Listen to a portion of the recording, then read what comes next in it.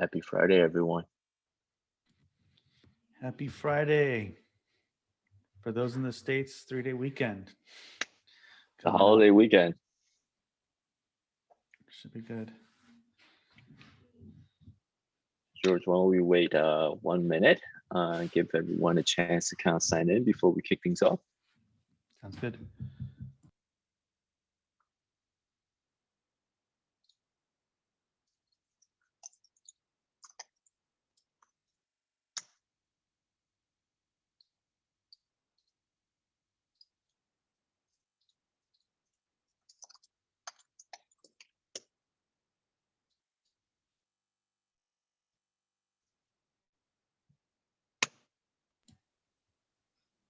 Shall we kick things off, George? Sure.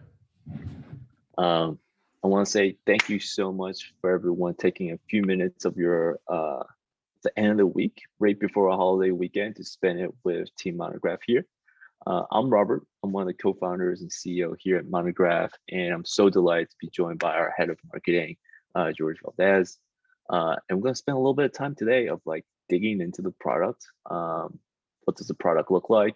And kind of like going through a Q&A too. What I really don't like is the lecture style where like I talk the entire time. So like I think the best way to do that is one, do a little bit of an icebreaker, get to know everyone here. We also would love to make everyone a panelist. This frees up the ability for everyone to also like open up their videos and their mics if you choose to, but really treat this more like if we were actually in a room together and having a dialogue and having a conversation. And it's not so much of this like barrier of like lecture and audience type of scenario.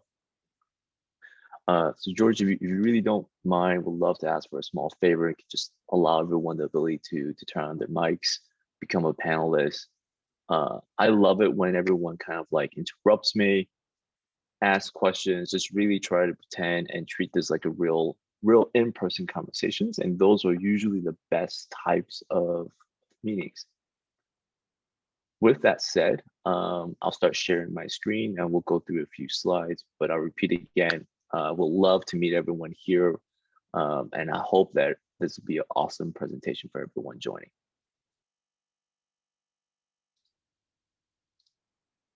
Share my screen.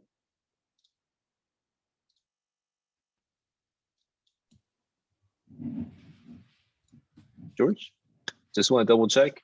Screen share works, everything. Awesome. Thank you so much. So like I said, we're Team Monograph. We are essentially a group of ex-architects who've been through the problems ourselves, who are deeply passionate about like really trying to intertwine project management with time management, with cost management.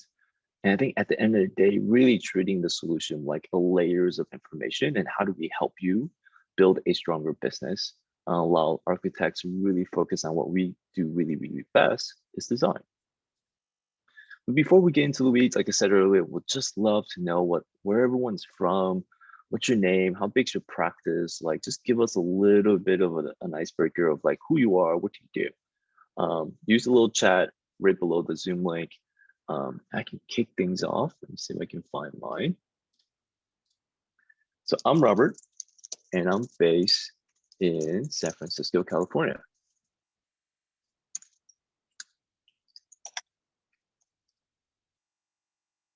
We'd love to know where everyone else is from and how big your practice is.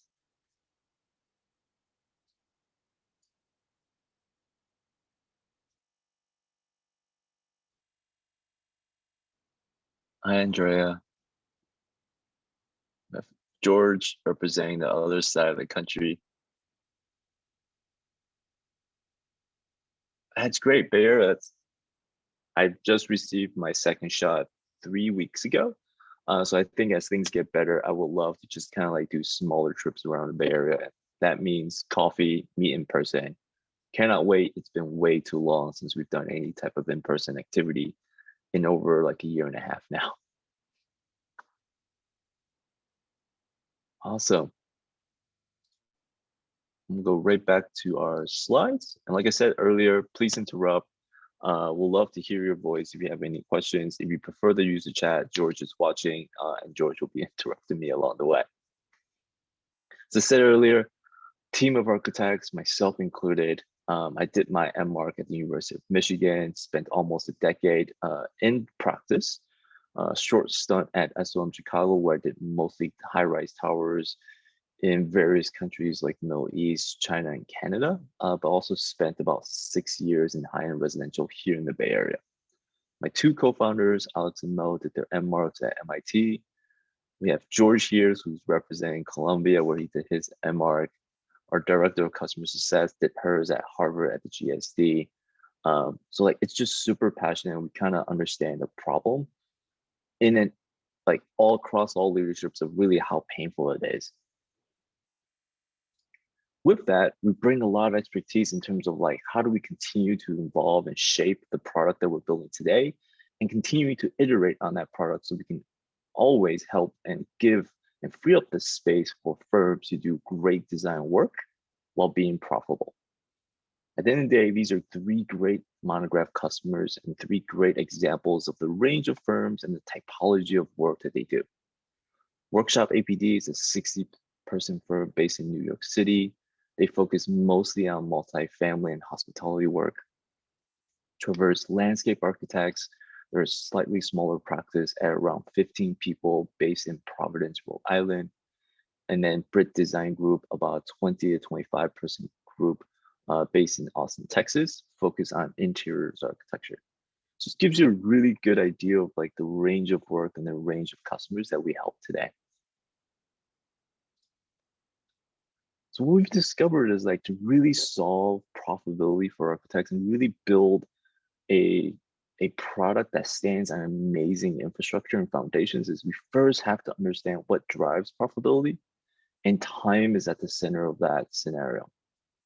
If we really understand time and really dig in and understand all the moving components of how time is being planned, how time is being consumed, and how time is being built, really focusing on time, then everything else becomes so much simpler after that.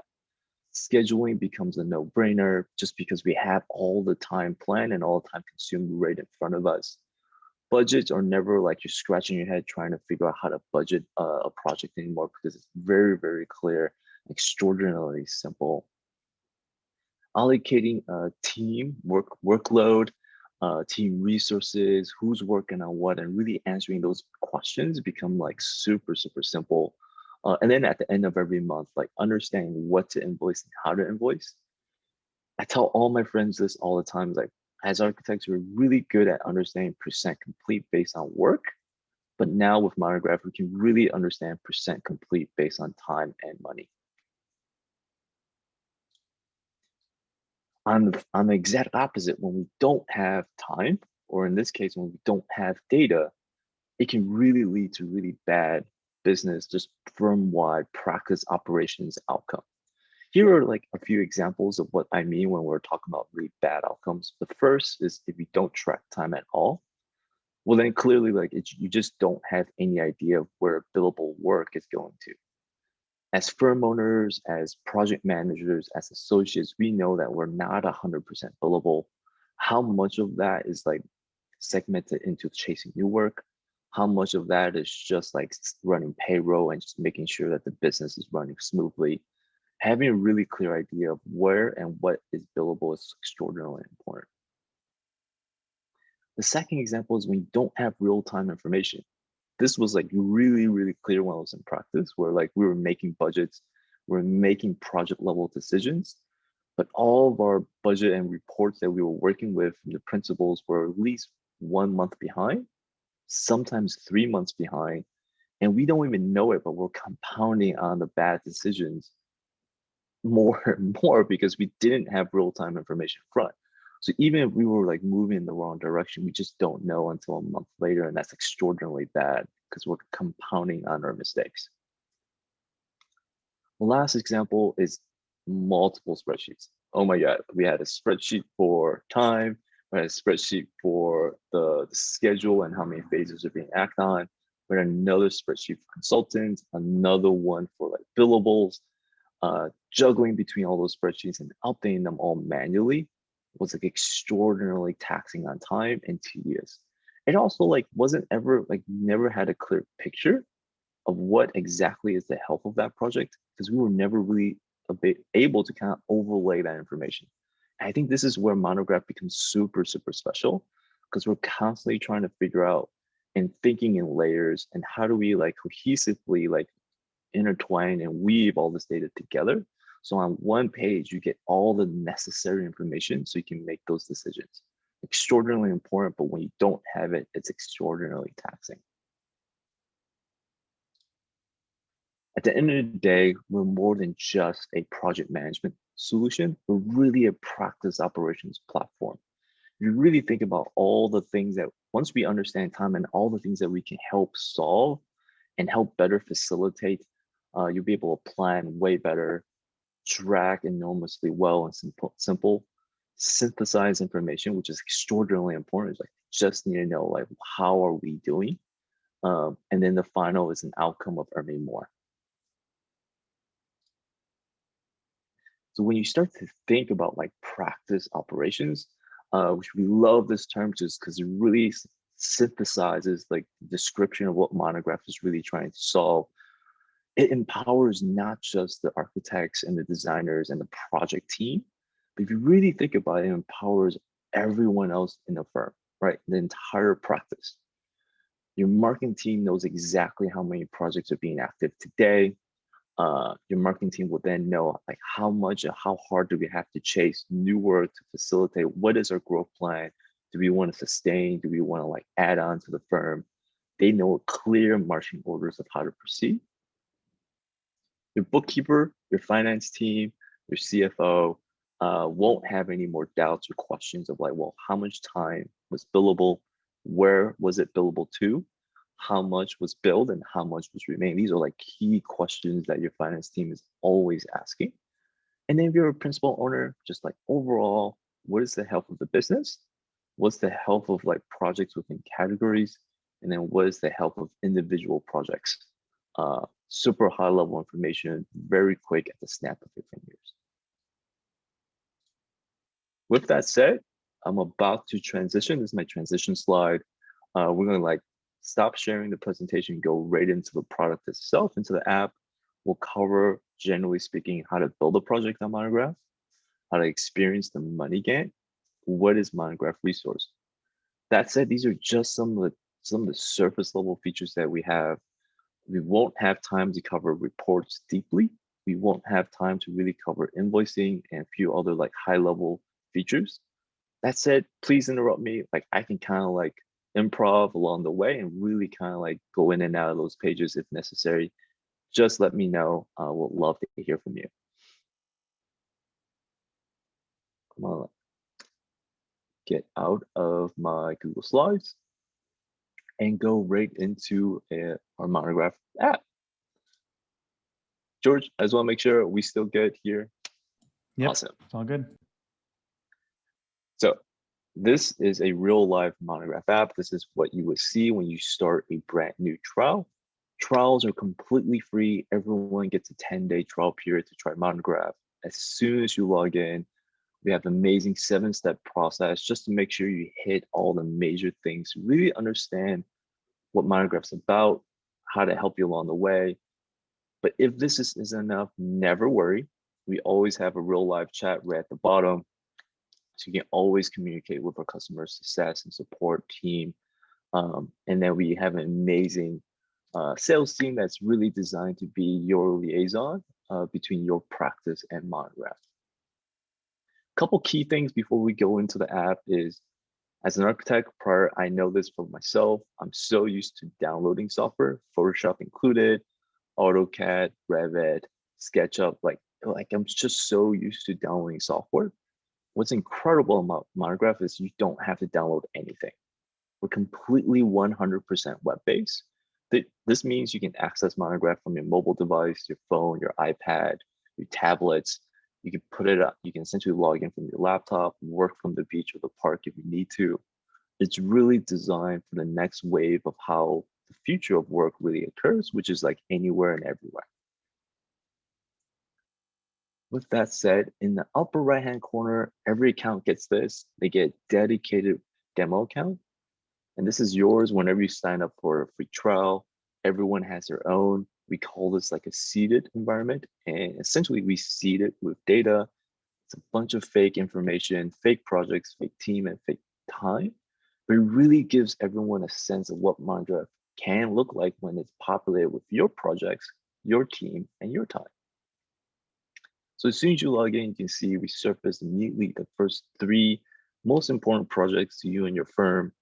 We have an algorithm that essentially analyzes where you're spending the most time based on prior timesheets and surface those 3 projects first.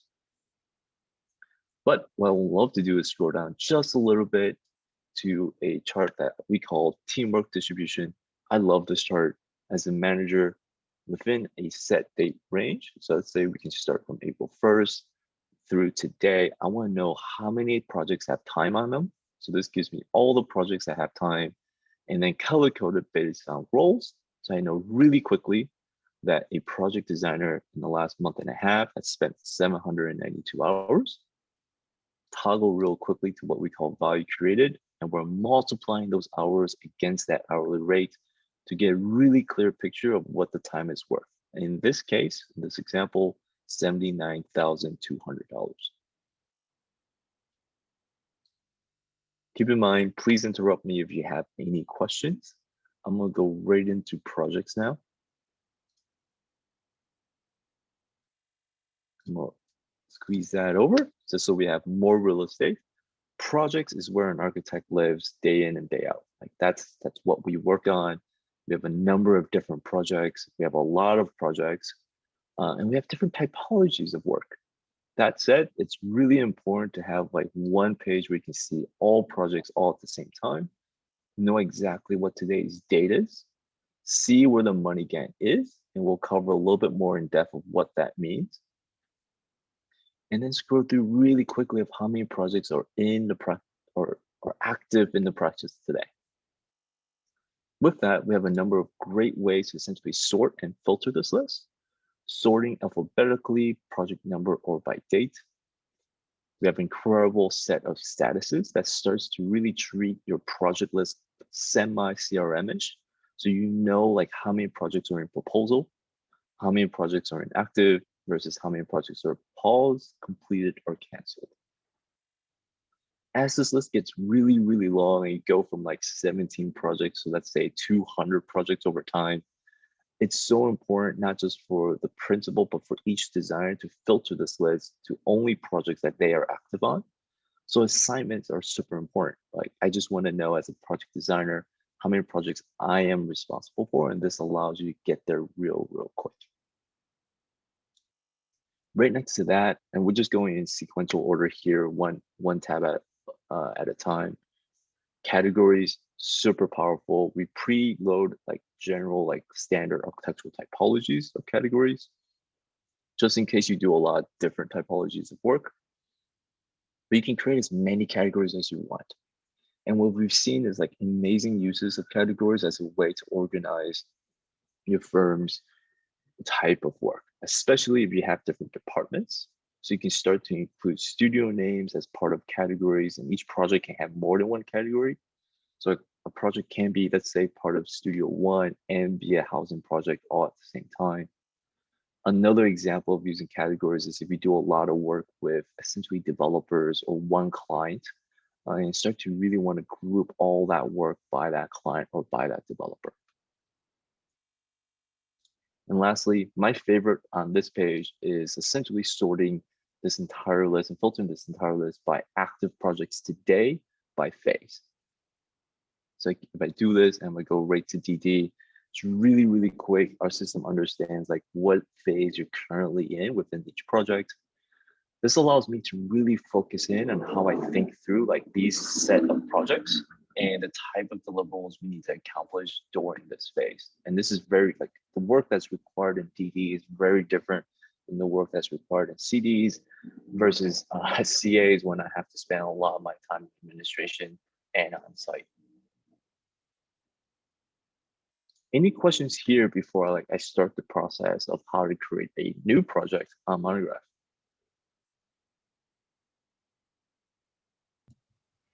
No questions so far in the chat Okay. or in the Q&A. But yeah, if anyone, feel free, to chime in, use the audio. Pretty intimate group today, so feel free. Sweet. As you can tell, I clicked in the upper right-hand corner. So do that again, new project, and super simple. We'll walk through now on like how to create a brand new project on Monograph. We'll start off with the name of the project, and we'll call it Robert's House. We'll give it a project number. And what's incredible is you can also then start a project from an existing template, or you can create your own templates.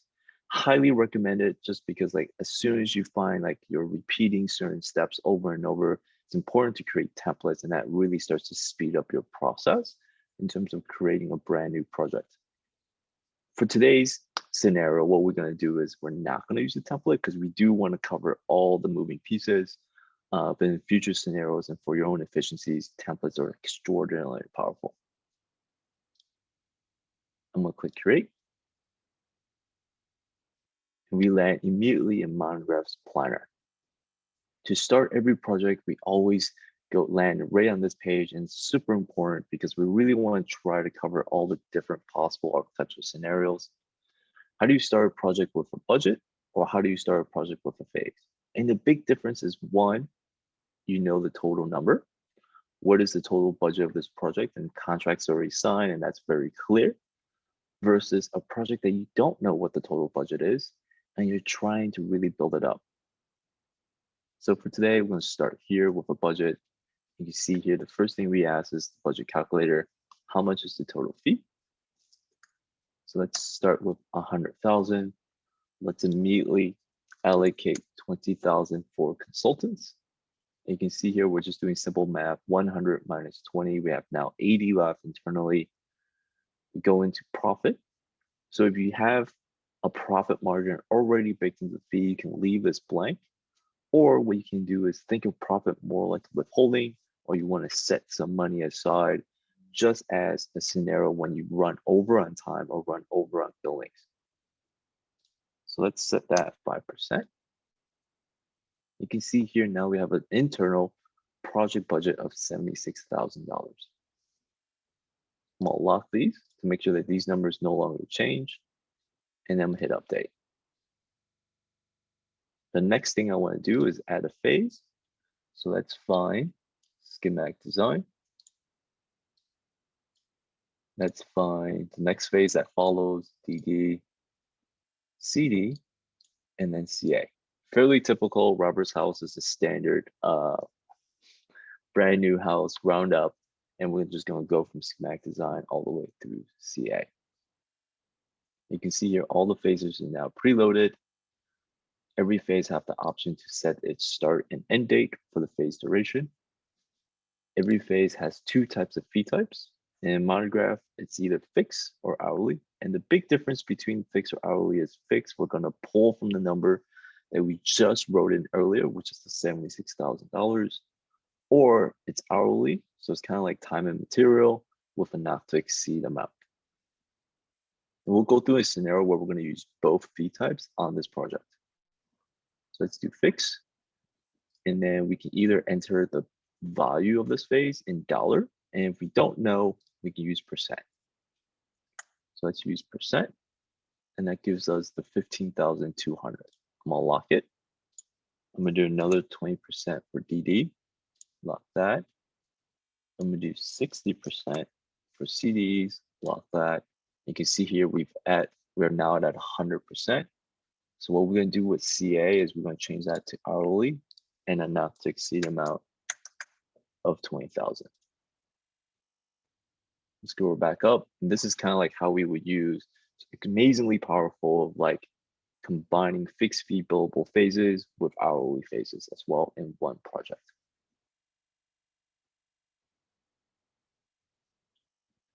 We're not done. There's no questions. What we're going to do now is within one phase, you can see here, schematic design, there's 15,200. We're now going to add roles. So let's add a principal, project manager, a designer, and an intern. And this is like amazingly powerful in Monograph where we essentially parse and we separate out roles and people. And the big reason why we do that is we know that roles are fairly standard, but it also gives us amazing flexibilities in various ways we want to essentially staff this project and this phase. So I'll give you an example. We have 4 different roles. There is a scenario where this might occur, where one person occupies multiple roles, right? Especially in a small firm practice where like, if I'm the principal, I'm also a solo practitioner, I want to split up 4 different ways I want to log my time and track my time against the total budget. This allows Fernando to be tracking time as a principal, PM, designer, and intern all at the same time while he's working on schematic design. Or what's a little bit more traditional, we have scenarios like this.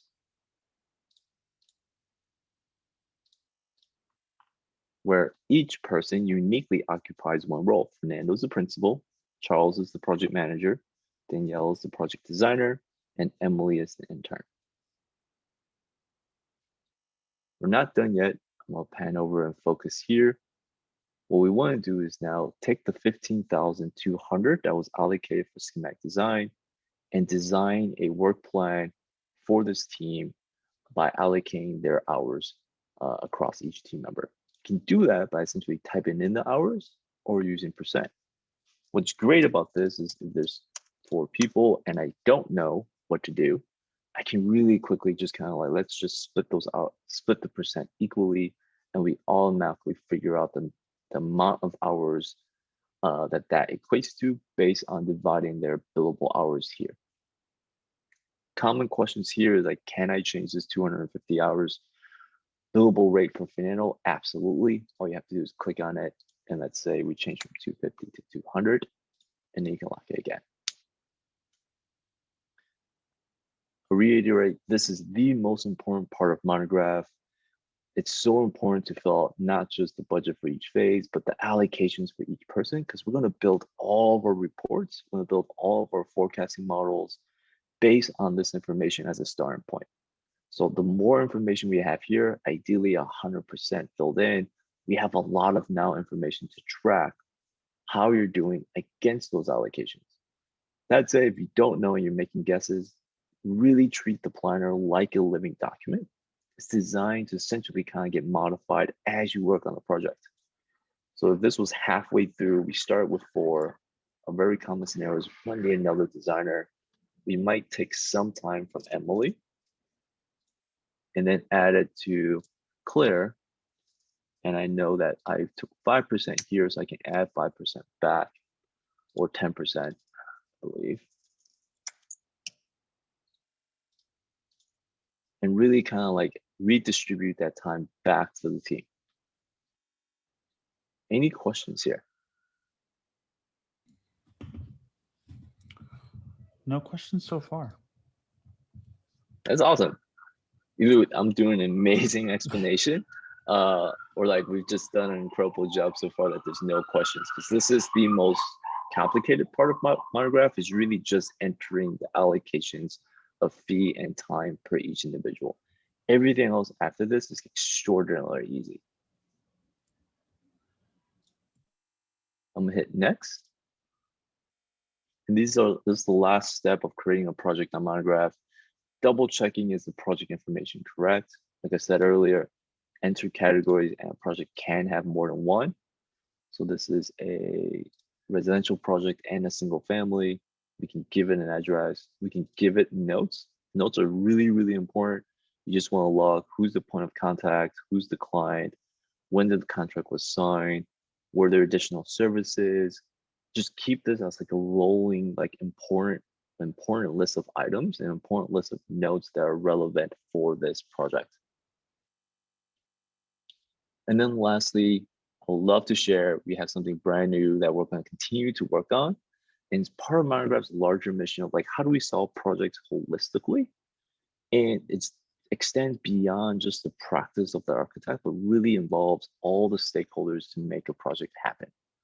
So what I mean by that is, I'm going to turn this on, enable sharing, copy this link, and then I'm going to open an incognito window, paste that link so everyone can see.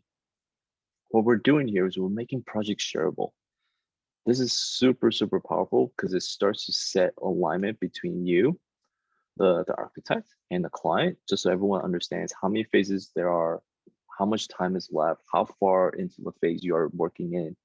This also gives alignment between you and all the consultants, structural engineer, MEP, seismic, solar, geothermal, waterproofing. We want to continue to work on this page and ideally add more features where it can really make it more collaborative. This is our first step moving into that direction. Click out of there, and we'll last step, hit done. You can see here, super simple in terms of creating a project where we've now created a project with a monograph, and we can start tracking time against Robert's house. Before we move on every project page, you can create tasks. There's ability to essentially view all time logs. So that's all the timesheet information will land here. View all expenses, view all invoices that are related to this particular project. And then lastly, we have timesheets approval. What I'm gonna do next is navigate to timesheets. So you can see what the timesheet page looks like. It's empty on first landing. It's only empty on the very first time you use Monograph. Every week hereafter, we're always going to be looking into your past timesheets and copying and pasting those projects into the next week. So you're ideally reducing the amount of work you have to do every week in terms of logging time. That said, if you ever need to search for a project, all you have to do is just click on the search, type in the project. You see there, Robert's house. We can log some time against schematic design. Immediately defaults to today's date. Let's say 6 hours. I want to make sure that this is categorized as basic services, and then I want to add a note. Working on SD set of drawings. Everything's auto-save. There's nothing for you to do other than that. I can add more activities, which is super powerful to be able to be like, in one day, I did 6 hours of basic services, 1 hour of administrative, working on outline for meeting notes. And then I can even add another one, get as many as you need, meetings on site, 1 hour meeting with the client. And really start to like understand where time is being allocated and how it differentiates based on the activities that those hours represent. We do have a question here, Robert. Sure. Andrea's asking if there is a time tracker. There is. There absolutely is. What I would do is I will go into settings and then turn it on by going to timesheets. Where is the timer again? Oh, I'm in the demo account. I would have to navigate back to Monograph Architects, and you can see here, we removed the timer for the demo account. So it's one of those features that only exists on your account. You can start clicking on it and then immediately start tracking time as you're working. And as it tracks, you can then fill in like what project does it belong to, phase, and add a note. So this is amazing because you can keep the timer running while you're like back in Autodesk or back in Rhino or Revit, and then apply that time to a project and phase when you get back into Monograph. Andrea, does that help? Yeah, she said awesome. So I think so. Yes, it does. Thank you. Awesome. Awesome. Well, leave that running. I'm gonna navigate back to the demo account. And we just covered timesheets. The next thing I want to essentially transition and focus on is what we call resources. I love resources. This feature was specifically trying to tackle a problem that I face every day in practice, which was like the weekly all team meeting where we all sat around the conference table and just talked about what projects is everyone working on, what projects have a deadline, who's working on what and how much, who needs help, generally just kind of like going around the table and really kind of like understanding where everyone's at and like how do we have to redistribute either team members or work to make that happen. I can tell there's always a lot of moving pieces and we're making decisions on like how to like allocate people's time without actually having like the project level information in front of us. And that was always like a really difficult situation to navigate. It's like, I need more people on this project, but I don't have a clear understanding of how much time has been consumed and how much money is left on this project. So we've essentially built a tool where we give everyone the ability to see what is everyone working on for that week and how we're going to essentially split up and understand the time and allocation per person. So you see here, the whole firm's here. We understand that like, okay, Anna's working a really, really tough week. 53 hours is currently be planned for Anna this week versus let's say Juan who has no projects this week. This gives the PM and the principal really clear understanding of where to focus and who needs allocations of work and who is actually over allocated for that week, like exceeding 40 hours or exceeding 50 hours.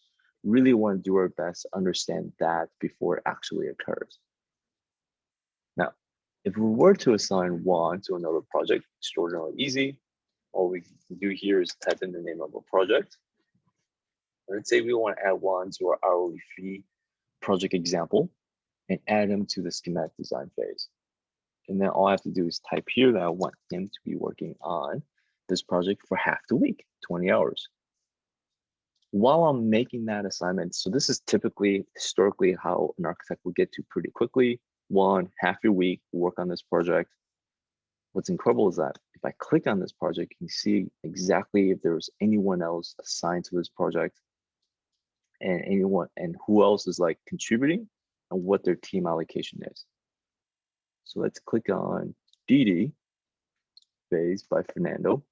And you can see here, that was the wrong phase to apply that person for this exact project. Everyone else is working on design development.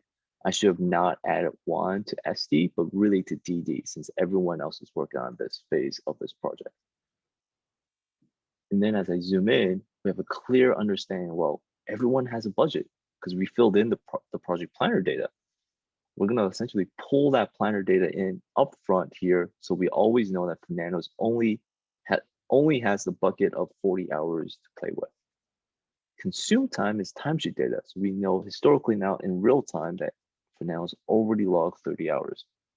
Simple math here, we know that there's only 10 hours left for him to work on before he evaporates his allocated time to work on this project. So this makes it really clear that I can give Fernando 6, I can give him 10, but if I go into 11, he's going to exceed the total allocations on this original plan. And if I do that, I need to readjust the plan accordingly to make sure that like the total budget is still in line. Amazingly powerful, really clear high level of how the project's doing and then each individual that's assigned to this project. I'm gonna pause for a second. I think there's a lot of moving pieces here. I just want to make sure that it's clear that we're using planner data, timesheet data, and then doing some simple math. And this is like a great example of like overlaying a lot of the information across the app into one page.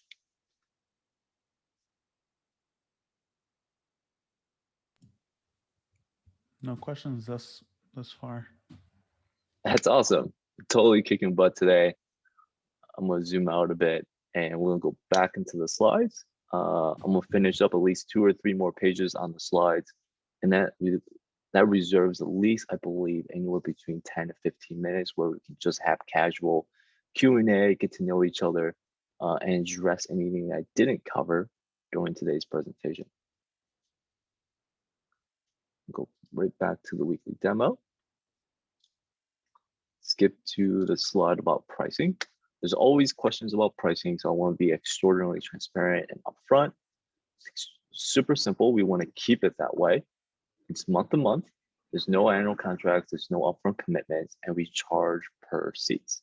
So depending on the size of the firm, we multiply that number by $45. So if you're running an 8-person practice, that's $45 a month. $45 per person per month, which equals to $360 for the practice. Next question, generally related to pricing is, well, what do I get when we pay that? Also extraordinarily simple, you get it all. You get everything that's included plus everything else that's coming. You have amazing permission control where you can essentially then determine if you want to give everyone access. You can essentially set permissions based on roles. So you have principals, designers, and interns if you want, or you can run a practice where like everyone's super transparent. We're going to make everyone a master and everyone knows all that data. We will always empower you to make that decision, and that doesn't have to come from Team Monograph. Other than that, we are a growing company. We want to continue to release features. We're releasing features on a cadence of around 3 weeks consistently. But for us to always understand, like, well, what is the highest priority and how does like the influence of a roadmap?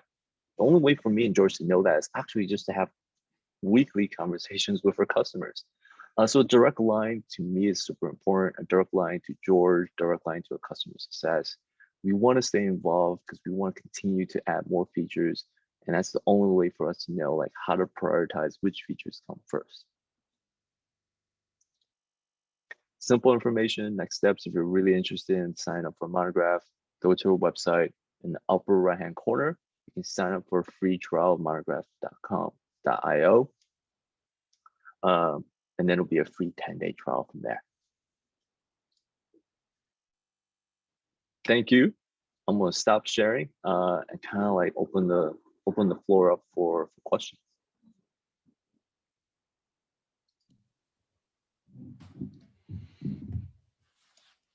Since we have I know, yeah, I see you unmuted your mic, Andrea. Curious to learn more about your practice. Hi, thank you for the presentation. So yeah, I'm based in the Bay Area right now. I am doing kind of very smaller projects, and then doing some consultancy work, which that one is usually charged on an hourly rate, right, based on the work that I do. So it's just interesting to see that there's this adaptability to the project within Monograph. And I wanted to see what the platform looked like, mostly because for example, I got recommended like Monday.com to like track projects and stuff like that. Mm-hmm. But you can do a bunch of stuff there, right? And like a lot of those things I really don't need. I just need a system where I can keep track of my budgets, my projects, and it'll build a historical data also on the long run. So I'm interested to see or know how does that work? Once you have enough projects, which might vary, right? Like, is there a section where you can summarize your projects throughout historical data and just, I imagine we would need to adjust prices. What if you lost some money at some point, right? It's always good to see how to learn from that. Yeah. No, it totally makes sense. There's a couple things that Monograph do today. I'm also really excited to share that there are a couple of amazing features that are coming soon. So I'll start there just because I'm super eager to start sharing. They're not live yet, but we're working on a number of different reports that really just focus on profit and profit margins. I think that's really, really important because I think relative to your billable rate, which can change, like I think Bay Area, your billable rate have to be a little bit more higher than, let's say, the middle of the United States versus other parts of the United States. But really understanding like what is that margin and how well you're doing, and is there opportunities for you to increase rates? We want to make sure we've surfaced enough reports so that at least you have a clear picture of how well you're doing, and if you understand if there is opportunities for you to change your billable rate. So all those things are coming. What you're seeing today is actually what we have today. So we have essentially a forecasting model where if you enter all your fees, or if all your projects are hourly, still put the not to exceed max cap in them, because we're going to use that number to essentially assess what is your potential billing for the weeks and months and years ahead. You can change the duration of time and we auto adjust this. But right now, if you're looking month to month, you have a really clear picture of how much is your potential earnings per month and how does it essentially decline if you don't bring in new work, which is natural, right? There's a certain point where if you don't continue to bring in new work, your potential revenue will continue to fall. But this gives you a really good indicator of like, well, how far out do I have before I really have to bring in new projects? And how many more projects do I need to reach a certain threshold to cover payroll and other expenses? Yeah, this is great. Awesome. I love this part because like once you have that high number, generally speaking, like myself, really important for me to understand the nuance of data. I want to just quickly filter by either projects or by status or by categories. This starts to matter more when you have a lot of projects. So let's say like I want to just look at residential projects. How are they doing? There's seven of them versus like all, which is 10. So there's a few other projects that are not in residential. I want to know like how they're doing relative to each other, and then also change the timeline if needed to kind of like look at how historically things have been going. So I've changed it to last year of 2020, and you can see all the months and essentially how historically the trend of this example firm has moved. Like we started off very small, but we added a couple big projects. So like these months were incredible. A big project wrapped up, which is why we saw a big fall in September, but we started another project in October and then we picked up again. So this is looking backwards in time, but if you use the planner, you can also look way more forward into the future. And you can see here, we auto adjust when there's too many months, we start looking at quarters. And you can see if I don't bring any more work, naturally the potential billings go down. So as a firm owner, you just need to know, like, I need to make sure I hit this threshold, which is the 200K a quarter.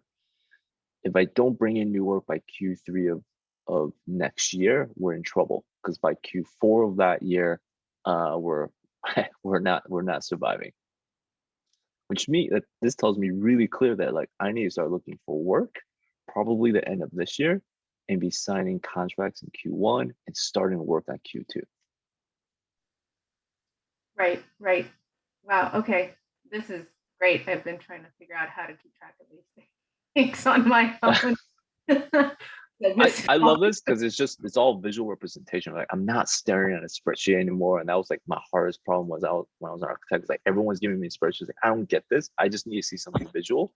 And there's so much I can understand with this. It's like, okay, I know I'm trying to avoid this.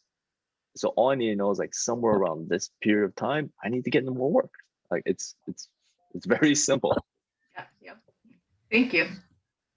Yeah, and to add to that, over time, we're really focused on helping you make better decisions and being able to provide insights for you based off of your historical data is something we're very interested in doing. And so even like right now, we're working on a new initiative to deliver like an email that notifies you with a specific key metric that we're kind of investigating. What would that be? But yeah, I mean, you could envision that over time, we want to be able to surface up as much information back to you in really relevant ways to help you make better decisions, no matter what size of firm you're at. Because yeah, we think that's just incredibly important. We do have a question from Ryan, which is joining us from Australia, which I really appreciate. Very, very late for Ryan. I really appreciate you joining us. Is there any way to see hours workload into the future? So separate from the project revenue, right, Robert? More. So specifically, like say 3 to 4 months in advance to see if staff are going to be overloaded. Is it going to be overloaded? Or if more projects are taken on board now and assigned to them? Got it. So there's a couple ways to address that question. I think if we zoom into the week, this is what research does really, really well. It's like how many hours is everyone working on per week across the whole firm? What's incredible about this is, yes, you're still looking at it per week, but you can navigate into the future and start really planning like in chunks. Right? Like, so we present this page 1 week at a time because that's the most important thing 1 week at a time in terms of like how do we execute our work. but it does allow the planner, the firm owner, to really plan weeks or months in advance in terms of how they see the team working on the projects that they need to be working on. And we help you there. Essentially, we created 3 different ways to create schedules for each week. You can see here for next week, no one's scheduled for anything. If I was the firm owner, probably on every Friday, what I need to start doing as part of my routine is to plan what does next week look like. I have 3 options. I can use past schedules. So like all the modifications that I made last week, move them and copy them into next week. Or what I can do is look at timesheets. Like just tell me like exactly where everyone's entering time and how they're spending their time. I'm going to use that as like the starting point for planning next week. Or what's really incredible if you want to plan in larger timeframes is I would just use project assignments. Because what we're going to do is we're going to look at your planner data, right? All the allocations that we just made earlier in terms of like how do we break down the roles, the person, and the phase, and use the averages from those project assignments, the work plan for each week moving forward. So if I click on this, you can see here what Monograph did is we looked at every single project instantly, pulled all that planner data, and then found averages, and then use those averages to essentially assign hours to each team member across the whole firm. I like using this a lot because this tells me very quickly that like Elaine and Michael are not assigned to any projects. It's the only reason why they don't have any cards here. What I need to do is make sure that they are assigned to projects and have the appropriate allocations assigned to them. You can see here some are over allocated, some are under. One is going to be super busy next week. Anna, based on how she's divided up, based on averages, is assigned 77 hours. So I know that this is like, it's a good starting point, but I do need to modify this based on those averages because I do not want Anna working 77 hours. We need to find who can we kind of parse or like add on to the team that needs help to make sure that Anna doesn't do like a 70-hour plus week. Ryan, does this start to answer some of your questions of like, how do we do this? Because I can do this again for the following week, June 7th. Click on projects assignments definitely again. Answers some of the questions. Was more one of the things that we have is we're taking on a lot of new work, and we're kind of a growing firm. There's about 8 of us now, but we seem to be getting a lot of new work, and it's just kind of working out that look, in 2 or 3 months, there's people who we're kind of going through the design phase now, but then it's going to transfer onto other people who are maybe documenting, and they might be overloaded with the amount of work they have. And do we need to take on more staff? Can we manage with that amount of work with the current staff that we have? Like, yeah, that kind of thing. Yep. Really, really, really good question. I think before we go into each individuals, my recommendation is actually go into reports. We don't see that trend here. What I might be able to do is to fake that trend. So let me see if I can do that, just so we can get the chart that I'm trying to represent. So what I'm going to do here is I'm going to edit this, and the best way to do that is to add 2 more zeros. Date. Unlock those.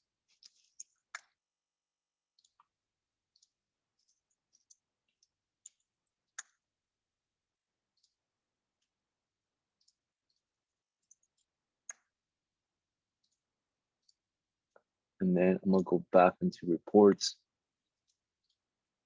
You can see here, there's a big spike because I added a bunch of fee for one project. But imagine if this was an aggregate, right? Like, and you have like a whole bunch of new work that are coming in. I could see that out in the future through May, June, and July. And I know for every threshold here that this bar starts to climb, I need to hire, right? So like, you should also understand, like, you're trying to lay into context, like at current capacity, how much do you spend on payroll and how much projects you can work? As you continue to grow and you bring in more and more projects, the right question is like, well, how many more projects does that equate to another new staff member, right? How many more projects start to equate to bring in enough revenue to cover payroll? And how do we see that trend moving forward? Where is that spike? Does that spike sustain? These are all great questions to have first before we go into resources and then start to divvy up the time that you're landing those projects from the planner into the individual team members. I would also say, Ryan, that we do have a more of a specific team forecast report that can help you see, like if we go into the team forecast part, this is basically what you're seeing here is somewhat in aggregate, and you can see it basically kind of broken down into the future sort of on a weekly basis. So you can see what their ramp up time, all that is controlled by the time schedule, like the calendar at the very top. So Robert, if you can just show, yeah. So you can, let's say you wanted to see more so, okay, like you were mentioning 3 or 4 months in advance, you would be able to see in aggregate in this view, who's overloaded and what, right, on that sense. And then if you go down, you would then be able to see too more like on an individual basis. So here you can start off, see who has the most amount of work allocated for that time period that you're interested in, and then go into the details and look into see where they allocated more specifically on an individual basis. Does that help, Ryan? Because I feel like this also might help more specifically with like an individual team member. Yeah, no, that's really great. Thank you. Cool, awesome. I'll add some explanation on what we're exactly looking here. This is today's date, and we're gonna start here, and we're only gonna look into the future, and we're gonna look all the way to the end of the year. Within this duration of time, we're gonna sum up all the planner data and tell you who's working on all the projects and their totals. So you can see here, Grace, Anna, Juan, Anna, and Erica are extraordinarily busy between now and the end of the year. And everyone else is actually not assigned to the right projects. I think the right team forecast is really when everyone's kind of hovers really at the same tier. So everyone's equally distributed in terms of workload. So this is a great signal for any principals. Like, I know these people are my rock stars in the team, but I am overly working them, and everyone else is actually not assigned to the right amount of work, because everyone in terms of hours should be putting in the same amount every single week, every single month, every single quarter. And then Ryan, this tells you, like, okay, I can easily start to take some of these hours from these rockstar team members and redistribute them to each individual. What I would then do is scroll down and then get each individual's actual load per month.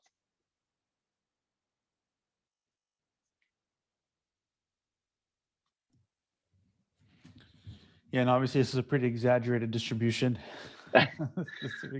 It's fake data, right? Like, it's designed to show extremes because it really starts to paint a picture of like what does the extreme cases look like. I think in most cases, like the ideal scenario, like I said earlier, this chart should look like everyone's working the same amount of hours, but this is also a really clear indicator of like if they're not, right? Like there's management decisions that have to now occur to redistribute that time equally across the firm. Yeah, that's excellent. Thank you. Awesome.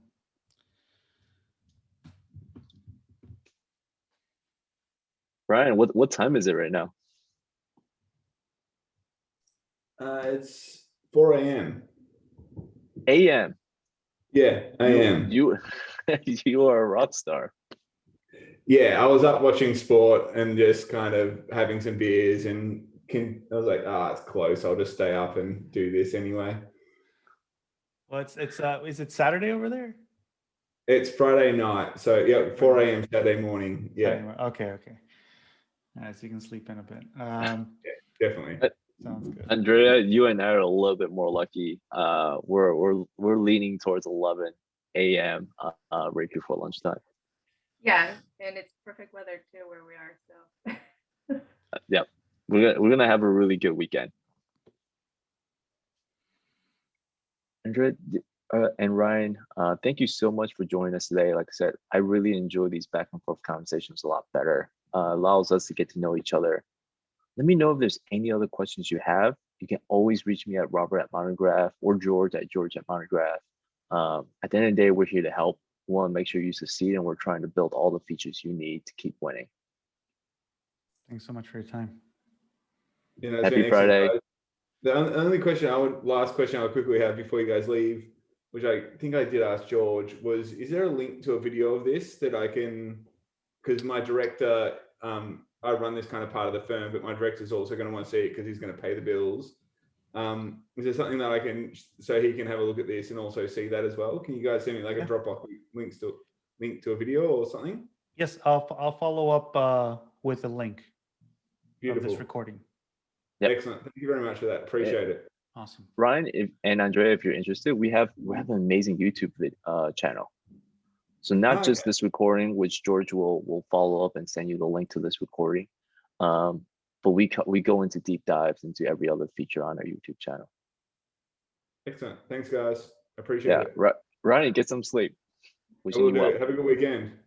Take care, everyone. Yes. Bye.